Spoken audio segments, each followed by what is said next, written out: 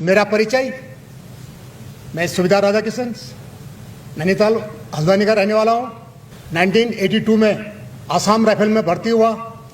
प्रशिक्षण प्राप्त के बाद 11 आसाम राइफल में पोस्टिंग हुआ। 11 Assam rifle Arunachal Pradesh waste Siang district along में थी।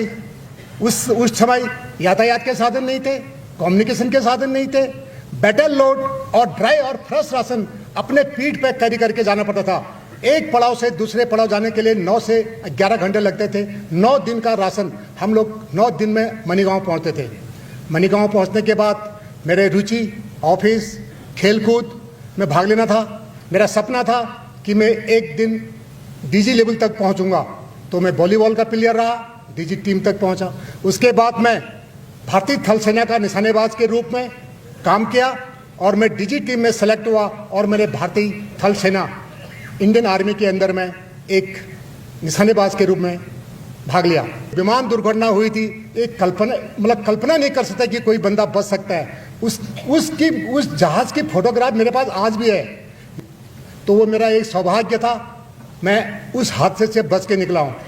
आप लोग कल्पना कीजिए कितना भयंकर हादसा होगा। जब जहाज ने पलटी खाई ऊपर ही बड़े आसमान में, तो मैंने सोचा आज मर गया हूँ। सिर्फ मेरी माँ मुझे याद आई। 19 से लेकर 25 तक ट्रेनिंग जेशो रहा।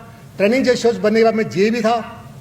मेरी बटालियन मैं एलोंग, अगरतला, तमिलोंग, मोरे, त्रिपुरा, उसके बाद छिजामी के बाद हापलोंग से जम्मू एंड कश्मीर। उससे पहले मैं United nation north America Haiti में एक साल 1 महीना का सर्व कर चुका हूं, जिसमें मेरी भी अहम भूमिका रही।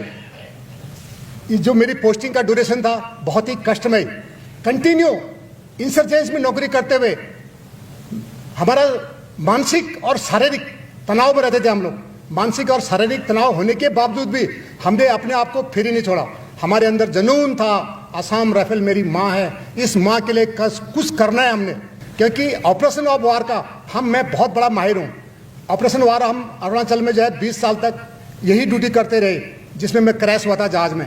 अंत में मैं यही बोलूँगा, जो ये सम्मान समारोह में जो डीजी साहब ने और डीजी साहब के सहयोगी ने जो हमें ये सम्मान दिया है, ये एक काफिले तारीफ है।